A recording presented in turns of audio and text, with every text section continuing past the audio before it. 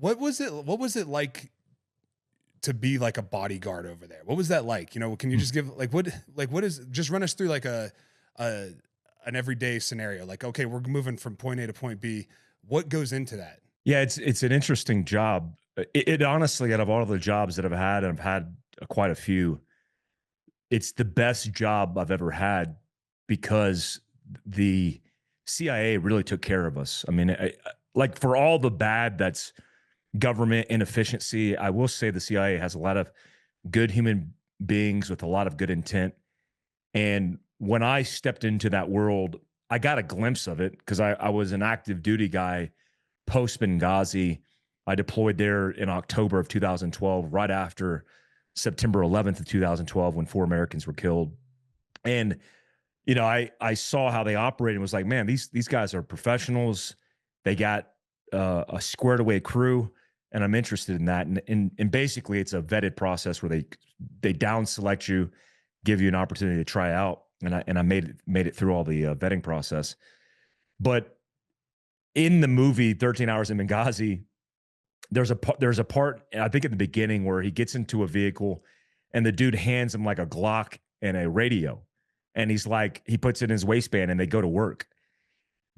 That depiction was very accurate from what I experienced. Like my first trip to Yemen, when I infilled in Yemen, I flew business class because that's how the CIA rolls.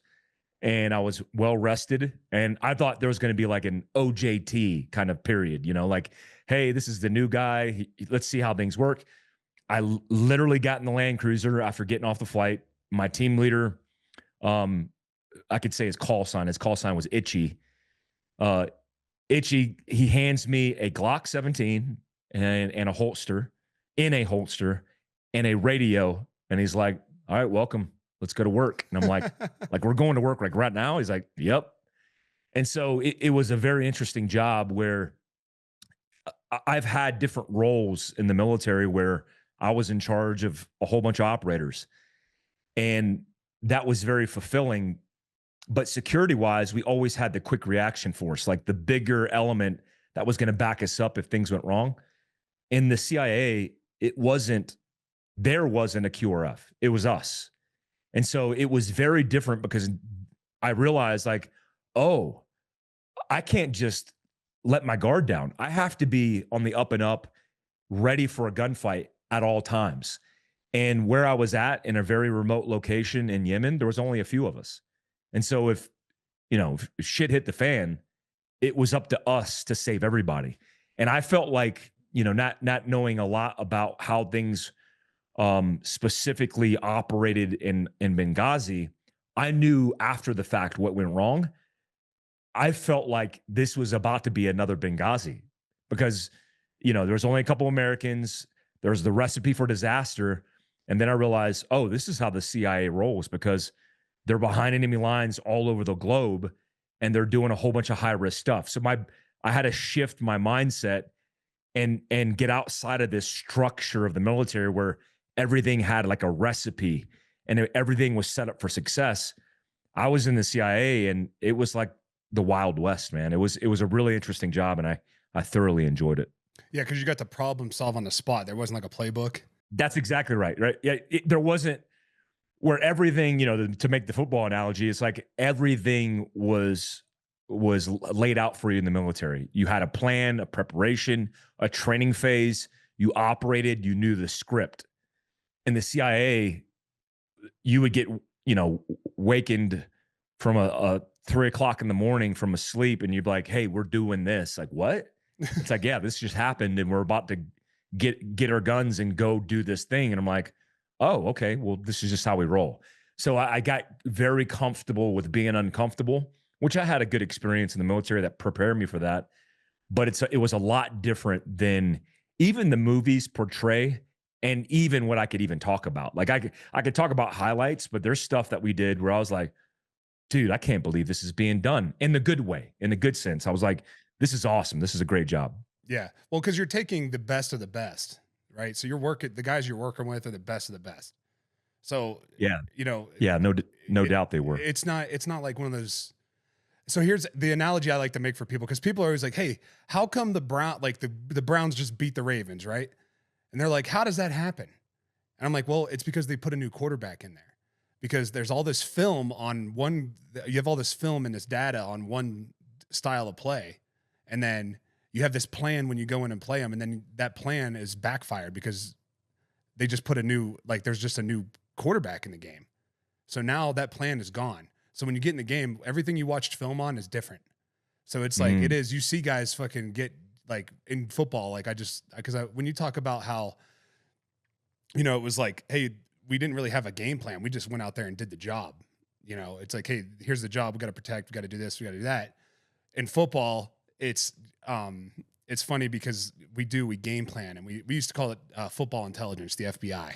Are you watching film? Are you doing this? Are you doing that? Like, you have a predict. You can really kind of predict how they're going to play against you because you see them play against similar defenses. But when they mm. put a different variable in there, like a new quarterback, it completely changes. So that's why you see teams that, like, should never lose to that team get beat, because they were like, well, we don't really know. We're kind of going into this blind. And that's where, like, you have to have good players. So it was probably the same way with you. You needed good operators, great operators, the best of the best, the elite, to make sure that, because there's no game plan. Like, we're just kind of out here free balling it, and we're going to get after it. Yeah, that's exactly right. I think the confidence that I had based on the vetting process and the training process was that all these guys that I was working with were not only capable shooters and tacticians, but they could think outside the box on the fly. Their critical thinking skills were through the roof. And, you get a glimpse of that in training, but we're talking about, like, even for my experience at the time, I was a sergeant major in the reserve special forces in Texas at the time. I was a GRS guy.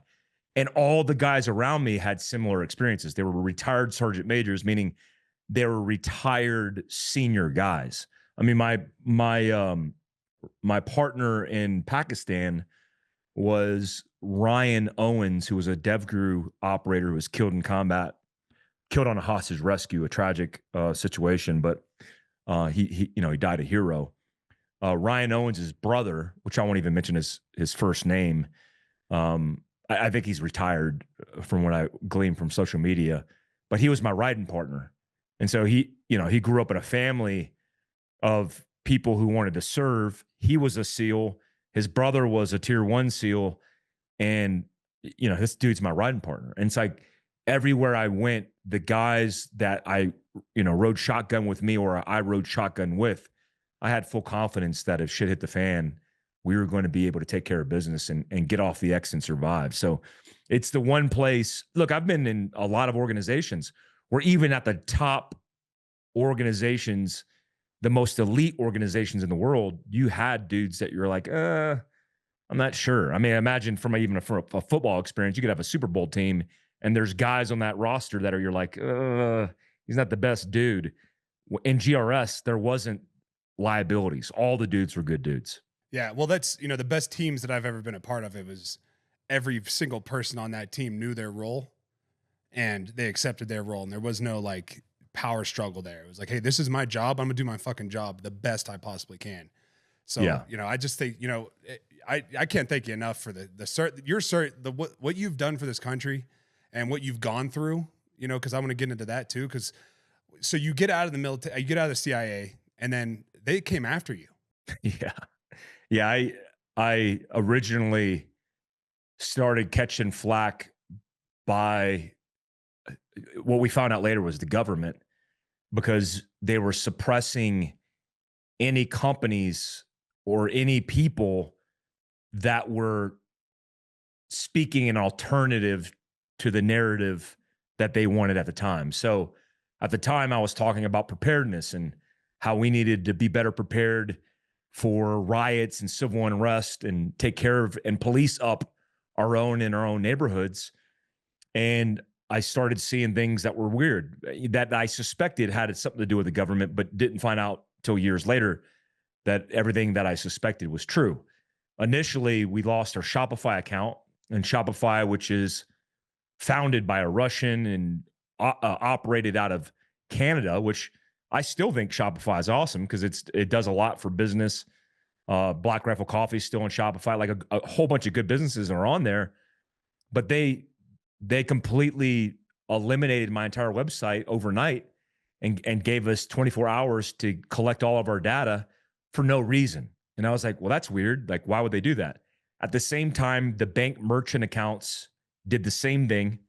Facebook deleted and canceled us off of Facebook. And what I found out later, it was a concerted effort to basically take anybody who went against the narrative or who they suspected of being, at the time, a militia violent extremist organization, an MVE. They canceled off the map. So they tried to destroy my life, my business, my social media presence, my voice, and they did a really good job at it. I mean, if I didn't have a good team at the time, and I wasn't resilient and not willing to sit down and get canceled, then I wouldn't even be here sitting talking to you. Well, you'd think that 18 years of service would warrant some respect from our government, right? Yeah, man, I've lost complete faith in that idea, that concept. I mean, I saw it in the faces of, when I was young, World War II vets who served. As I got older, Vietnam vets I got to know myself, and some of them are good friends of mine. And I've completely lost hope for that idea that somehow you get some benefit or you get some blue chip because you somehow served, and then the nation's grateful for that. That doesn't exist. Which is sad because it should. Yeah, it's sad. I mean, it exists in, I think, civil sovereign society with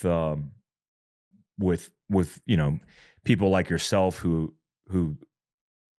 are very thankful for veterans who have served. But from the government's perspective, a lot of the veterans, including myself, think that the government has completely abandoned a lot of us and forgotten that period of service. I mean, there's a whole period of shame that the U.S. government acknowledges during the global war on terror. At the same time, they're shaming that experience. They're literally not lifting up veterans who they put in that circumstance in the first place. And that's the shame in it all. I mean, that's the downfall.